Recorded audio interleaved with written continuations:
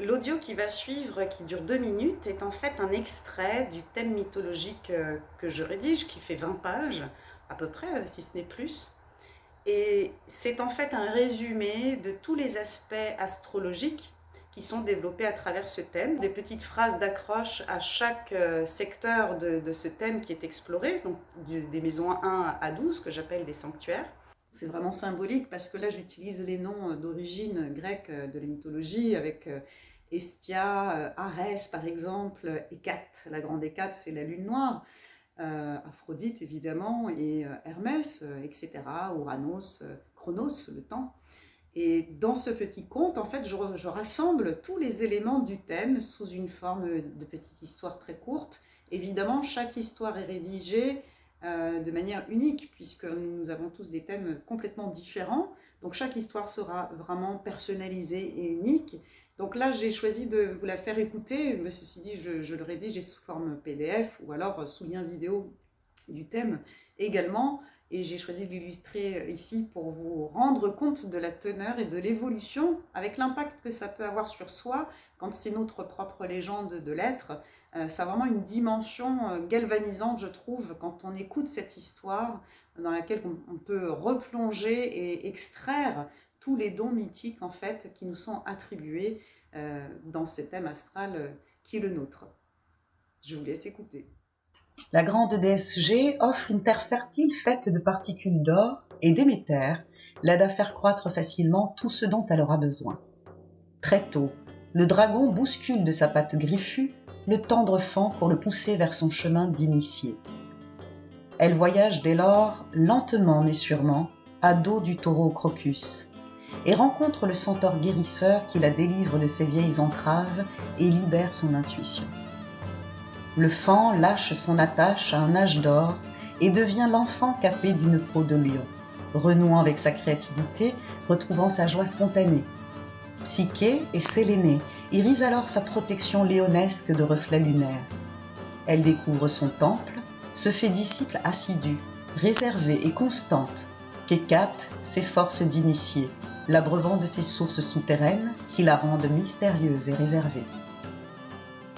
Hécate désorganise volontairement son travail minutieux, régulier, pour la pousser dans ses retranchements. Elle veut lui faire accepter ses faiblesses, ses émotions, pour qu'elle accueille une fois prête chaque forme terrestre dans ses imperfections.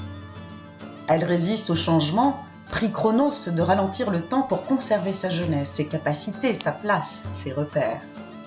Ouranos, qui a cru en elle depuis le début, fait soudain surgir sa nature rebelle. Alors clairvoyante dans ce chaos qui s'annonce, l'ovate à peau de lion provoque et s'insurge devant la grande Hécate. Par ce courage, Athéna lui offre son verbe pacifique. Et c'est ce qu'attendait la déesse noire Hécate, qu'elle lâche la garde, extériorise enfin ses profondeurs avec assurance et exprime toutes les grâces du mouvement, du corps, de l'esprit, de la voix, du cœur et de ses dons. Ainsi est né l'initié.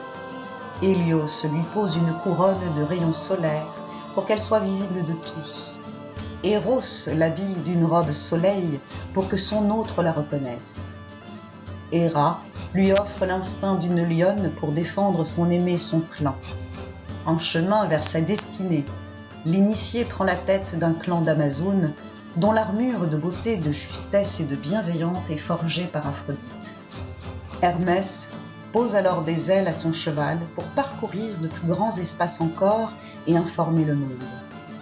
Le centaure archer l'accompagne dès lors pour la guider sur des chemins inconnus, jusqu'aux arts enchantés de Poséidon, qui la reconnaît comme porte-parole du clan des sources.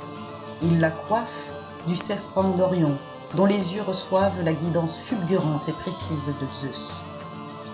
Dans sa nouvelle terre, où coule une vieille source de haute conscience, elle installera son camp pour mettre en œuvre un monde plus inspiré et équitable, dont l'accès sera défendu par la vitalité du grand guerrier Arès.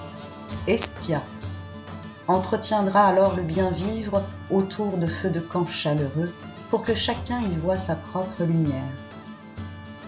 Avec un repos quotidien, méditant près de l'eau de source, elle trouvera ses inspirations teintées du savoir des vieux mondes et agira sur d'elle pour donner de la force, de l'autonomie aux êtres qui rejoindront son monde. Elle sera l'initiée chevauchant la tête du dragon, reconnue pour ses dons de grande envergure et comme chef par tous les dieux.